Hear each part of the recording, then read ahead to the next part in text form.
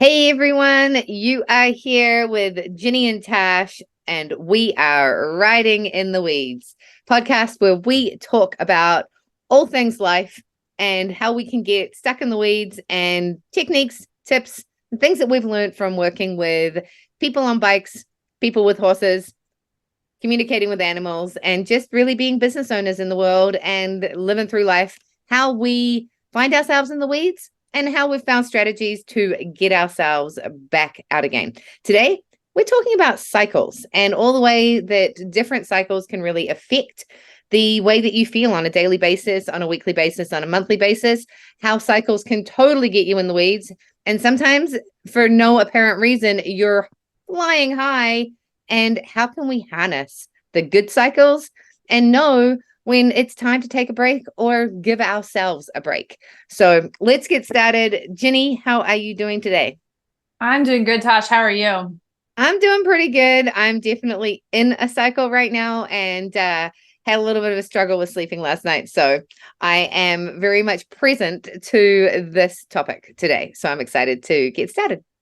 Yeah, totally. I think I've been in the same bumpy wave for a little while here. So yeah, it's kind of come up for both of us a couple times lately. Yeah, no, absolutely. So to kick it off, what are we talking about when we're talking about cycles? I mean, obviously we're two females here, but we're not going to dig too deeply into that side of things. We're going to stay a little bit broader. But yeah, cycles, how are we affected? And you know what? I'm just going to start off by saying I had the best conversation one day with a friend of mine. We were on the chairlift and I said to him, I was like, oh, it's the full moon. And he was like, really, Tash? Do you really think that affects things? And I was like, well, there's a couple of ways you can look at this. Like, first of all, the full moon is what makes the tides change. And so the moon is powerful enough to move the water in the world. And we are what, 90% water as human beings. And so, therefore, obviously, if it can move the oceans, it can probably affect our water inside of our bodies. And then I said to him, I was like, and as a female, we spend most of our life trying to pretend that every month we're not going to get our period. And yet, no matter how much we ignore it, how much we pretend it's not going to happen, it still happens every single month. And we can try and pretend that we're not more tired during that time, or we don't want more chocolate, or we're not more grumpy. But at the end of the day, it 100% affects us. So, being that as it is, I'm going to say, yep, planets, moons, seasons, being a female. And actually, I know that men have cycles too. So I don't care what people say.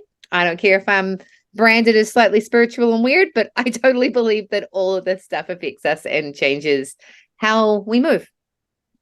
You are totally right. I will tell anyone who thinks that the full moon does not affect humans to check out an ER on the night of a full moon and tell me, or talk to a police officer. It's documented in 911 dispatches that there will be an influx of calls on a full moon. So it happens, it's real. And I think we can look at this because there are cycles everywhere. Like day and night is a cycle, right? And Totally. we have circadian rhythms that are very important to our bodies. Individual people are all a little different. I know there are night owls in this world. I am not one of them. So we can even look at the smallest cycles. That's probably not the smallest we could go. There's probably something even shorter than that, but down to the day night cycle. And then we have a calendar cycle of months. It's a little bit arbitrary what that's technically based on. That's not really technically based on a whole lot that's truly physical in the world. But like you said, you have lunar cycles. So you have a full moon, you have a new moon, and then you have the moon progressing in between. And then we have seasonal cycles as the earth travels around the sun and the tilt changes. So we get different seasons that way. If you live anywhere out towards the edges of the hemispheres, you're going to be longer nights in the winter and longer days in the summer. And we just passed the solstice. So we just had the longest day up here in the northern hemisphere. All of these things have an impact on us. And this must just be a cultural thing because, like you said, with women, we're conditioned to just ignore that aspect of us. But how many of us actually ignore all those other cycles that I just talked about? Oh, How many people randomly on the street would be able to tell you where the moon is in the phase? like I pay attention to that stuff. I like it. I geek out on that kind of thing. So like I actually have an app on my phone that shows me like what it is all the time because I like to know these things. I don't have an app But even. I have a widget. It jumps up and it's like yeah, a whole page of my yeah. phone that tells me where we are. And I'll be like, is the full moon coming? Oh, yeah, look, Like, my phone oh, is today. yeah. That explains a lot, right? Somebody will be complaining about a whole bunch of things, and I'll go on Facebook and I'll see all these people with all these sorts of complaints. And I'm like, oh, yeah, full moon's in 2 days. There it is. Yeah. So I think as a culture, we've become so disconnected from the idea of cycles that it becomes hard to embrace that and move with it and flow with it gracefully and willingly and with awareness. And the thing that I always go back to is nothing blooms forever. No plant blooms continuously forever. There is always a cycle of growth, a cycle of blooming, and then eventually at some point, a cycle of death. And there will be seeds, and then the plants regenerate. That is normal. And that's the way life works, all the way down to the tiny cycles and all the way out to the bigger cycles. So I think the key is figuring out how to embrace that. And why are we resisting it? It's how everything functions. 100%. I think really it's about being realistic and being present with it. And if you don't want to believe in all of the moons and all of that stuff, we can go into the cycle of what we have created as human beings. We live in North America, therefore there is Christmas, we have Easter. In the summertime, we have public holidays. Every month there is a long weekend so that we can enjoy the summer more. We have created these cycles within our cultures. We have the cycle of our birth. So we've got a birthday. And if you can move with that, you've got the cycle of the new year. And I think within your business as well, like whatever you do as a business, if you are a snow removal business, there's a chance that you're going to be really busy in the wintertime. And during the summertime, you might have something, a contract that you get to use some of those machineries, but it's probably not as busy as in the wintertime. And if you run a bike shuttling, coaching business in a place where it snows half of the year, chances are you're going to be really busy. And I can guarantee you that I am really busy during the summertime. And so when I come into my like work cycle and I'm trying to schedule days off, and then on a Sunday, someone wants a private lesson, it really comes down to starting to figure out how to be completely honest, present. And if I look at my calendar and I have a couple of days off, I can plan days off, but sometimes I can't, because if something comes up or there's an opportunity, it's not really a no thing. Oh, we were going to go away, but now somebody wants to shuttle all day on Sunday. You know what? We'll stick around in town because the staff have been working all week. They've been doing other camps. So it falls on us to do it. And I've spent probably the last 15 odd years of my life feeling guilty about that and not embracing it and noticing that all that does is has me completely burnt out, full of anxiety, full of stress, and making absolutely no progress on the things that I want to make progress on because I'm busy being stressed and feeling bad about myself because I don't get anywhere, when really it's just because I'm in a cycle. Yeah. And I can relate to that too. Summertime is a busier time with the horses and things. Our winters lately have not been hard at all, but yet we don't do as much in winter either. And I have farm sitting clients and they tend to go on vacation more in the summer and stuff. So my time fills up with obligations and things that I want to do, but it takes time that I would be devoting to potentially something else. And so it's important, number one, that I recognize that it is a cycle. I always joke with some of my farm sitting clients, many of whom are actual friends of mine, that, I'm always really excited when they leave and I am really happy when they come home because I get my time back again. And I have come to recognize that it's like, all right, somebody has a trip booked, so I know I'm going to be at their farm twice a day for this many days. And it's like, okay, everything during that time period just needs to be a little bit more flexible and shift a little bit. And it's temporary. I'm going to get through it. And when they get home, things will expand again. I'll have more time to take care of some of the things. that I didn't get to take care of in those 2 weeks. And I think it's important that we look at the cycles far enough ahead to be aware of when those things are going to happen so that we can adjust. We can either prepare on the front end and give ourselves more time and space on the front end. And that may even just be relaxing and not putting demands on ourselves. And then again, at the back end, giving ourselves more time and space so that we know that we have a little bit more freedom to be able to recover and recoup. The same thing is true with your summers. Like, what can you do? Like, yes, trying to schedule days off and things. Maybe you take your days off in the middle of the week instead of the weekend in order to adapt and adjust to the lowest volume times. You just have to come up with ways around it to be able to give yourself the grace that you need so that you're not ending up super burned out. I mean, burnout leads to health problems. If you ignore that and ignore that cycle, that's where we end up. Like, we know this. It's a known fact. And yet, how many of us in our culture just keep going? Yeah. And I am 100% guilty of doing that. And it was funny because I spent my winter planning my summer and managing the winter business. And then came into this period where I was getting ready to go home and I'm like, oh, I got like all these things I've got to manage. And then I looked ahead and I was like, yeah, but I need to stop right now. And I need to make sure that I am relaxing, that I am getting out and doing fun things, that I am taking that time. Like, it's okay. I'm doing 2-hour, 3-hour walks to the beach with the puppy because this is like the downtime. As soon as I get home, I'm going to hit the ground running. And then again, like on our trip home, I tried to be productive, but at the same time, it was the 3-week opportunity to be like, okay, I got 3 weeks of camping vacation with some work sprinkled in. There's a good chance that I'm not going to get that to do that again for a good couple of months because no matter how well I plan or how much I try, it never works out that way. And they're working vacations and that's totally fine. And you know what? I live in a camper, so I kind of feel like I'm camping the whole time anyway. Yeah, I think that's a good point, is looking for the ways that we can embrace the season or the cycle that we're in and enjoy it so that we're able to handle that intensity a little bit easier. Like for me, horses and animals are my passion. And when I have farm sitting clients, I get to go spend time with other people's animals and other people's horses. And on one hand, you could look at that and be like, God, I have to do farm chores again. I have to go do work again. But yet at the same time, because it is my passion, I can enjoy it. And yeah, I don't want to go out there every day. Ask me on a 90-degree day when the humidity is 100%, not so keen, right?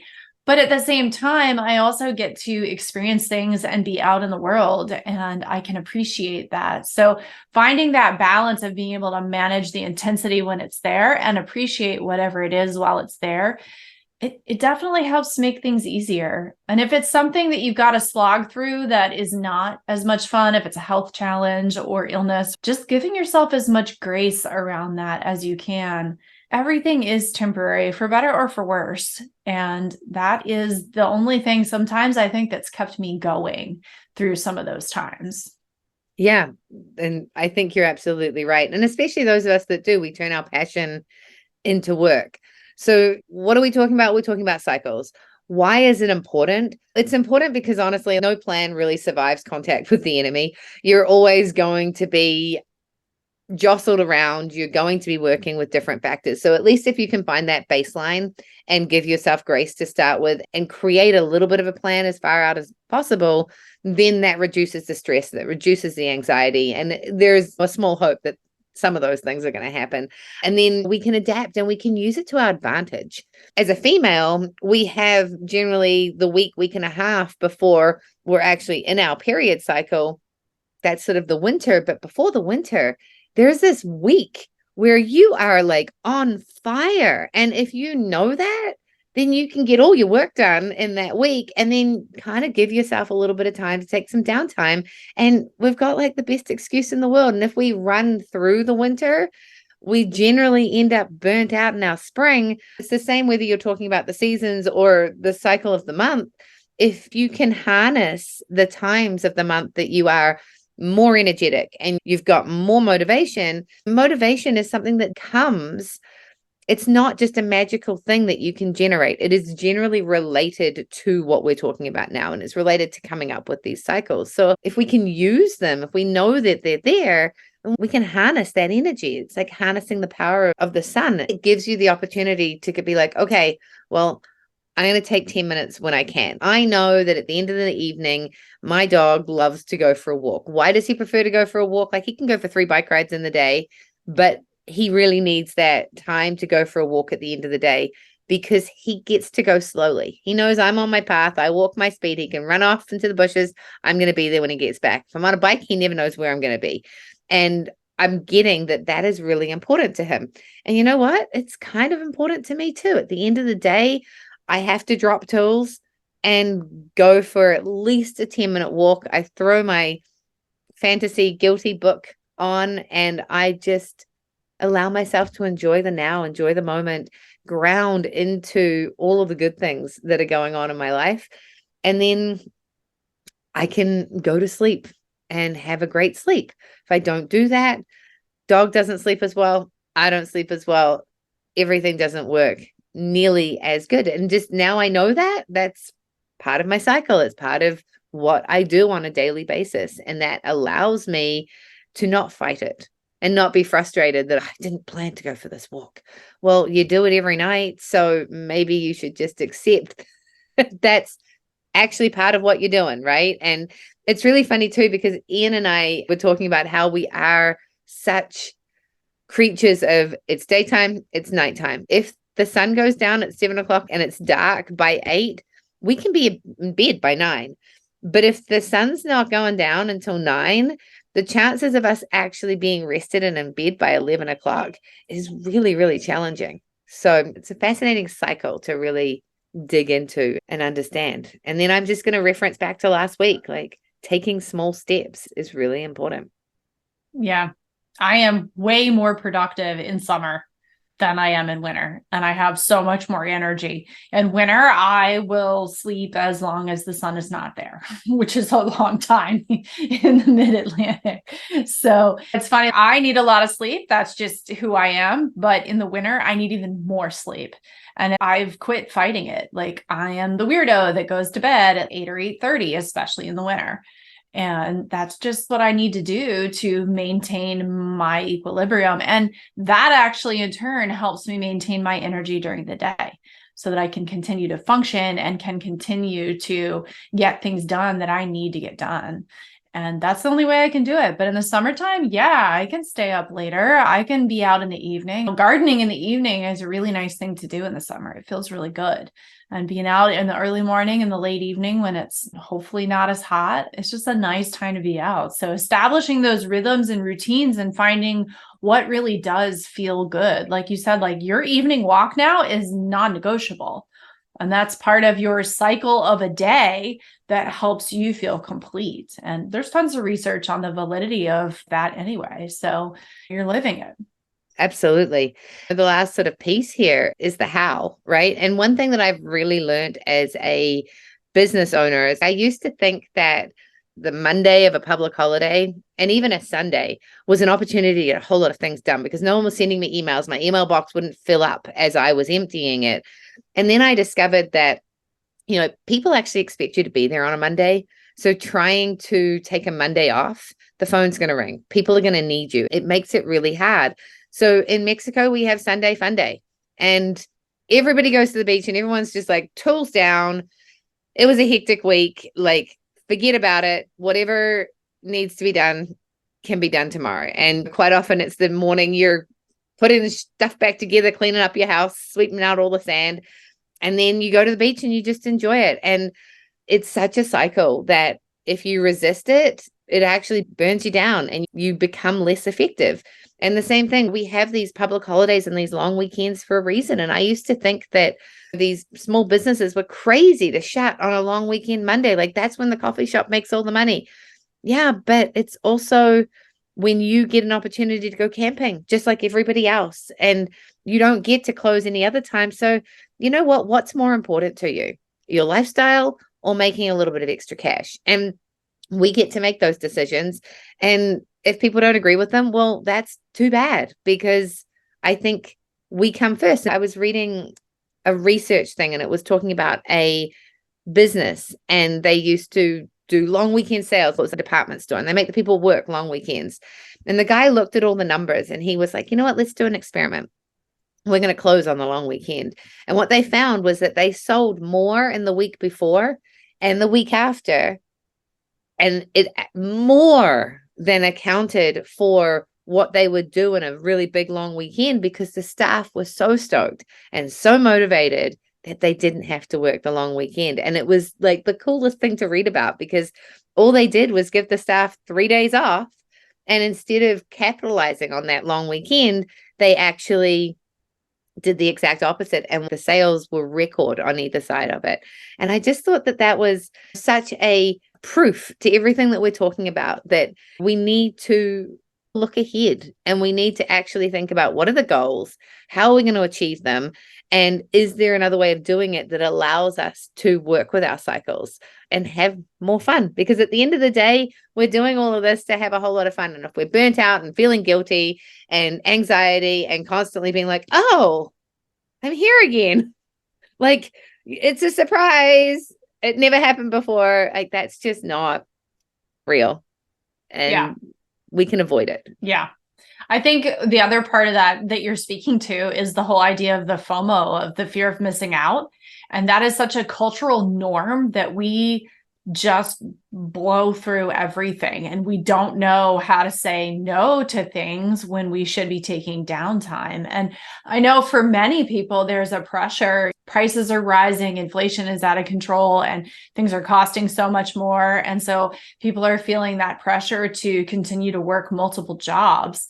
And I don't have answers to the economic situations, but like that is not a way to live and to thrive. And I think that the more we can have boundaries around our time and respect those cycles, whether that's a weekend, a break in the week cycle, or even vacation time and taking vacations or downtime, even staycations, taking that time where we're choosing not to continue to be in the same level, the same volume, the same push of a cycle. That's not a cycle, that's perpetual, and perpetual motion machines don't exist either. Someone would be very rich if they did. That isn't possible. And if we can figure out how to embrace that, it will actually improve productivity. It'll improve what we're able to do, and we'll feel better doing it. Absolutely. And if we have all those things, then we thrive. And it's not true. Working harder doesn't actually get us any further.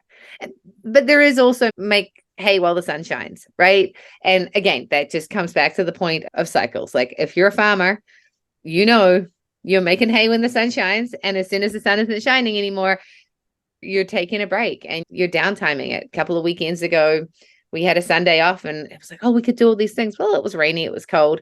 I'm like, you know what I'm going to do? I'm going to take a nap. Right. And it was amazing.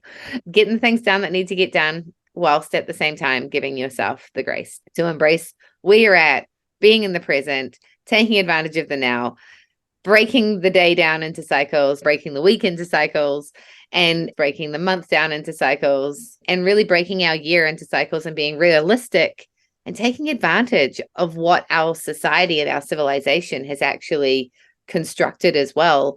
I've really over the years embraced Christmas. Like, you know what? This is my time. Now I'm not doing Christmas in the cold anymore. It's not as important, but I actually got to the point where I'd sit down for a day and watch really cheesy Hallmark movies because it was like, I'm not going to do anything today. I'm not going to go snowboarding. I'm actually just going to watch really bad TV because I don't ever get to do this. Yeah. Awesome. I love it. Well, I think we've summed this up pretty well. You know what it is? There are cycles. Why it's important is because if we embrace them, we can have more fun in our lives. And how we do that is by being realistic, stepping into the cycles, whether they're day, week, month, years, socially constructed, whatever it is. But give yourself grace, know what's going on, pay attention. And don't just be sitting at the end of the day, the week, the month, the year going, what happened? Absolutely. Yeah. That's it in a nutshell. All right. Well, I am Natasha Lucky, and you can find me at Betty Gohard on Instagram. I work with women to build confidence, create the dream life, and I'm a mountain bike coach online and in person. If you're looking to step into your goddess experience, if you're looking to just get more out of the world that you live in, the life that you lead, hit me up, check me out. How about you, Jenny? Yeah, I'm Jenny Brandon. I'm an animal communicator and energy healer for animals and their people too. And I help support pet owners with their relationship with their pets and work on challenges in life, whether those are behavior problems or health concerns. We get together and work through it with your pet's input. You can find me on the web at soulpetconnections.com and also on Instagram, Facebook, and YouTube under the same handle.